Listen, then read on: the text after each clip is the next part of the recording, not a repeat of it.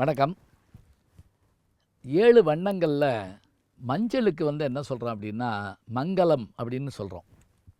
இப்போ நீங்கள் ஒரு பொருளை நீங்கள் நம்ப வைக்கணும்னா, ஒன்று கடவுள் மூலமாக நம்ப வைக்கணும், அல்லது பேய் பூதம்னு சொல்லி நம்ப வைக்கணும்.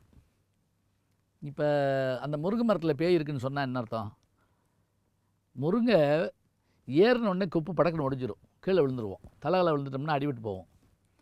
அப்போ என்ன பண்ணுவாங்க, ஊருக்கு 2 மரத்தை அதில் தான் தூக்கு போட்டு செத்தேன், அதில் தான் நாக்கில் தள்ளி செத்தான்னு சொல்லிக்கிட்டே இருப்பாங்க. முருங்கை மரத்தில் ஏறாதுன்னு சொல்கிறதுக்கு பார்த்தா அதில் பேய் இருக்கும்பாங்க. இது ஒரு பயமுறுத்தி சொல்கிறது. மஞ்சளை பொறுத்த மட்டும் என்ன அப்படின்னா, கடவுள் மஞ்சள் நீராட்டுதல். எடுத்த உடனே சாமிக்கு இது பண்ணுறப்போது முதல்ல மஞ்சள் தான் குளிப்பாட்டுவாங்க. நம்முடைய உடம்பில் மஞ்சளை பொறுத்த மட்டும் என்ன அப்படின்னா, அது எல்லா வகையிலையும் இருக்குது. அதாவது எப்படின்னா, சில வகையான இது மேலே தடவுறதும்போம், சில இதை உள்ளே சாப்பிட்றதும்போம். இந்த மஞ்சள் தாங்க ரெண்டுக்கும், அதாவது இன்னர் அவுட்டர் ரெண்டுக்குமே பயன்படுறது இதுதான்.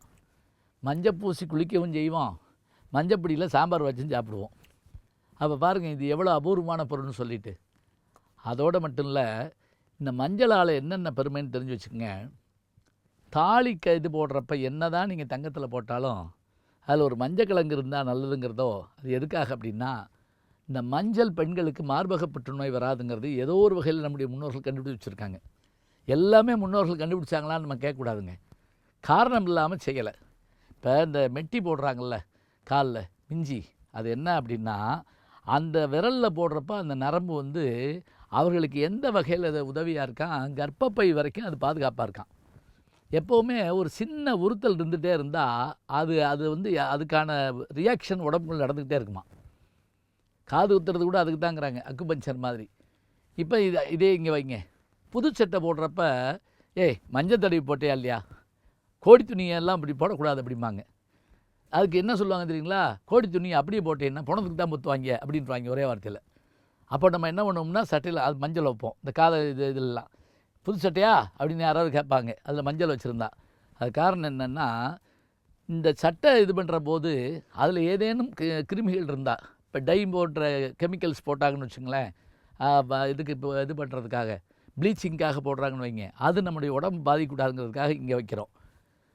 வீடுகள்லாம் ஒரு சின்ன கல் வச்சுருப்பாங்க, ஒரு மஞ்சள் கிழங்கு வச்சு அதை இது பண்ணி முகத்தில் பூசுவாங்க. பியூட்டி பார்லர்லாம் ஒன்றுமே போக வேண்டாங்க, மஞ்சள் குளிச்சின்னு ஒரு வருது இல்லையா, அந்த வார்த்தையை பார்த்தாலே அவ்வளோ அழகாக இருக்கும். அப்போ மஞ்சள் என்பது மங்களகரமான பொருள் மட்டுமல்ல, மருந்து பொருளும் கூட. முதல்ல ஸ்கின் டிசீஸ் எல்லாமே வராமல் இருக்கிறதுக்கு, தோல் சம்மந்தப்பட்ட நோய்கள் வராமல் இருப்பதற்கு அது நமக்கு டெர்மரிக் அப்படிங்கிற அளவுக்கு நமக்கு அது உதவியாக இருக்குது. அப்புறம் உணவுக்கு அது உதவியாக இருக்குது. அப்போ மஞ்சளுடைய அருமையை மேல்நாட்டுக்காரங்க தெரிஞ்சுக்கிட்டு தான் அதனுடைய காப்புரிமையை வாங்கி வச்சுக்கிட்டான். எப்படி வேப்ப மரத்தினுடைய காப்புரிமையை வாங்கினானோ அது மாதிரி மஞ்சளுடைய உரிமையை வாங்கி வச்சுக்கிட்டான். மஞ்சள் விளையிற இடங்களில் ஒன்று ஈரோடு மாவட்டங்க.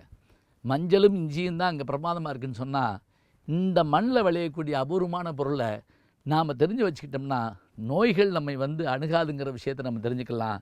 மஞ்சள் மகிமையை அறிந்து கொள்ளுங்கள்.